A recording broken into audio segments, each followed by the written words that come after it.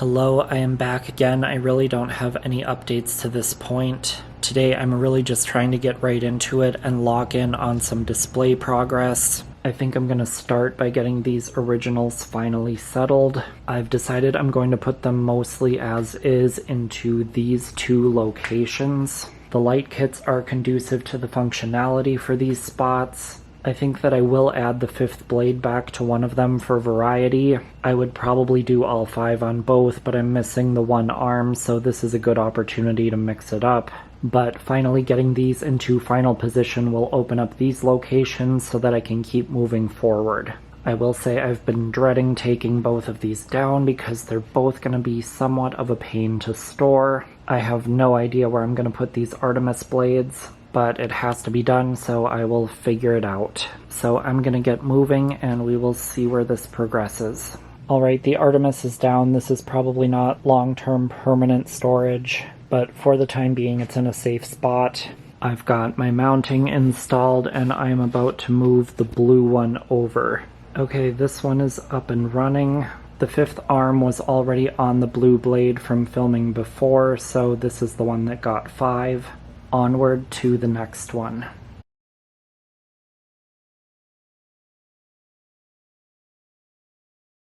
So I have moved over into this location. You can see I've done my Encon Imperial. Just need to finish it off. I took a few minutes contemplating what to do next. The priority should really be filling in these empty spots. The problem is I have other good ideas or things actually in line to swap out things that are still up.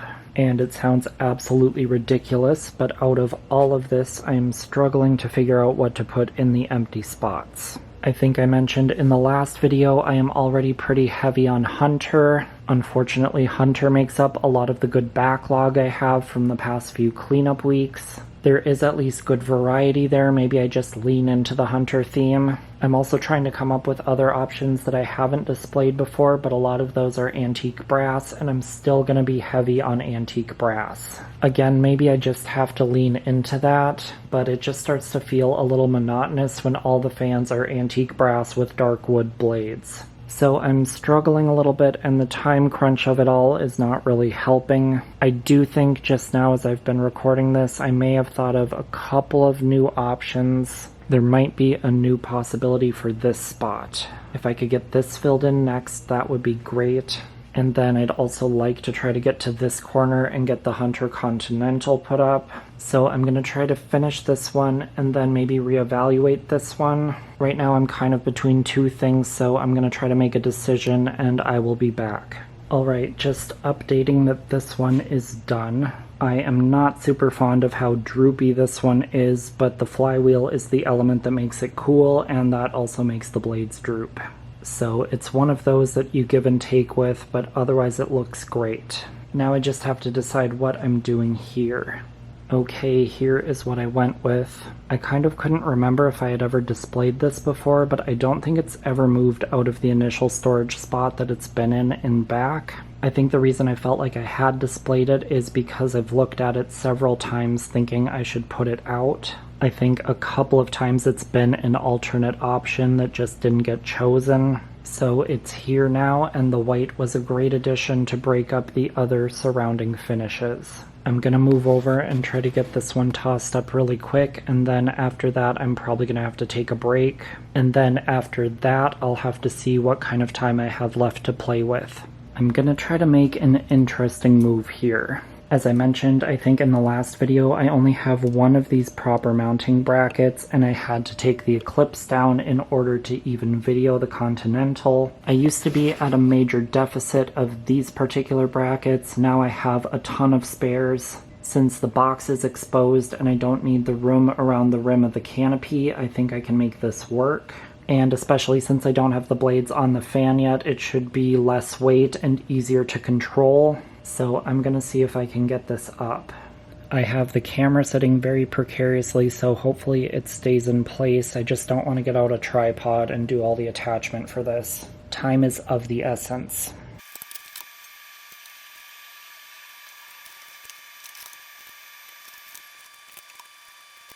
Well, that was pretty successful. Probably not the easiest thing to accomplish in every scenario, but it worked. Definitely good to know for display purposes, and now I can keep this one in case I need to video anything. So I'm just going to wrap up the rest of this quick, and then I can give you a look.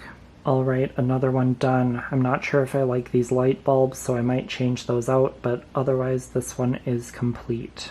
I am going to take a break, and then there's at least one more thing that I would like to try to get into. I think there will likely be some time left even after that, but we will see what develops. I'm back and I'm getting into this spot, and this one is a priority because I hyped up huggers quite some time ago and I still haven't gotten any up.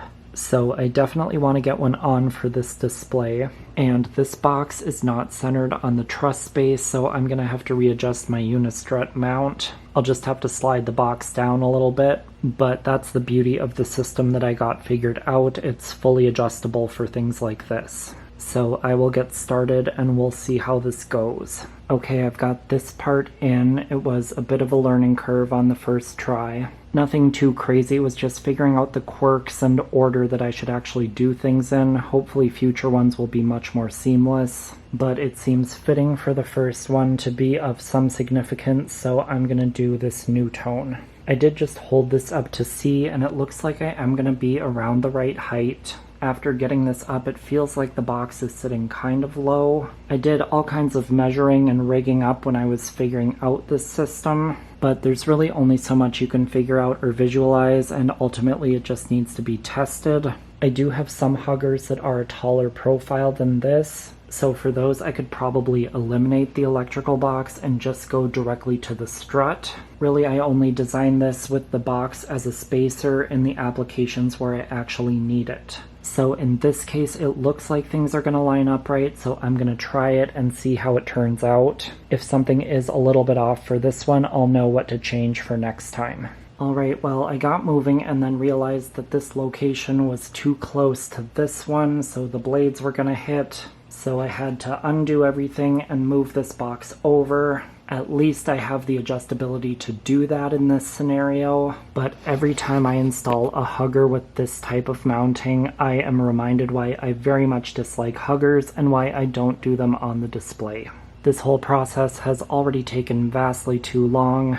I hope that all of you who have requested this will enjoy it because it has not been a good time for me. Okay, it's finally done. I've got everything running to show that the spacing just worked out. The mounting height is pretty good, perhaps slightly lower than it needs to be. I think on its own for display purposes, this is probably where I'd want it to be. In context with the rest of the fans, it could probably just go directly on the strut. It would perhaps be a little bit higher than the general average of the rest of them. But the other thing I'm thinking is I would almost sacrifice that for a less strange appearance. I think the body of the hugger would look a little bit better just flush against the unistrut. I always knew that a hugger in this type of application would look a little bit weird. There's really no getting around that. But I do think it would be improved by not floating down on that box. This is all stuff I really couldn't have known without actually doing one of these and seeing it in context with everything. Either way, this one has already been a journey. It's up and I'm not going to change it, but just a few initial thoughts to play with for the future. Since that did take somewhat longer than anticipated, I think I'm going to wrap it up for tonight. I have some editing to do at home that I want to go get started on. I think maybe I will have a little bit of time tomorrow to come down here and do a couple things. I would maybe like to get that off of where it's sitting and installed somewhere, but I will either be back tomorrow or I will see you back soon for more. Hello, it is the next day and I'm back here working. I don't have a ton of time, but I'm getting a couple of key things done. Over here, I've gotten this corner changed out. Stylistically speaking, I don't know if I could have done a more one-for-one swap out. This is very similar to the GGC. Even just proportion-wise with the oversized housing, it's very close. But this one also hangs a bit low, so this is really one of the better places on the display for that, kind of tucked back in this corner. Since the fan itself was a little bit similar, I decided to go a completely different direction with the light kit. This style is not usually my vibe, and I wouldn't normally choose this. but paired with the oversized scale of the housing and these dim little bulbs, I actually really love this. So now the other thing I want to get done quick is pulling down this Charleston. I've got this Tempest ready to go. This is that other antique brass option that I was talking about in the last video. At least in this scenario, I'm swapping antique brass with antique brass, so I'm not actually really adding any. But anyway, I'm rapidly running out of time, so I'm going to get this done and I will show you at the end. Alright, here we are all tied up with this one. The past couple of days have been quite a productive little bit of time that I've been able to put in. There is definitely still more to be done, but I've made a dent. I am really trying to wrap up my current product spotlight, so I'm hoping next time I'm back I'll be able to get the Twain swapped out. And along with that, I think I'll be able to get Alessandro Tropical swapped as well. And I actually have enough products where I will likely swap out both of these spots. If I'm not ready to swap in these new products the next time I come back, we will continue with some of these other locations that still need to be changed out. So I think that's about all I have for tonight. I am gonna sign off and I will see you back soon.